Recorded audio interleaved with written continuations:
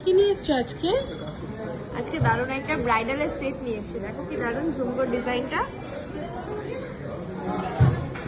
আজকে ব্রাইডাল সেটে রয়েছে দারুণ একটা জিনিস। এই চমকটা চলো আমি পরেই দেখাই তোমাদেরকে। ভালো লাগছে না? সবকটা কালেকশনই খুবই অমায়িক, খুবই সুন্দর। ঠিক আছে, তুমি পরে দেখিয়ে দাও আমাদের।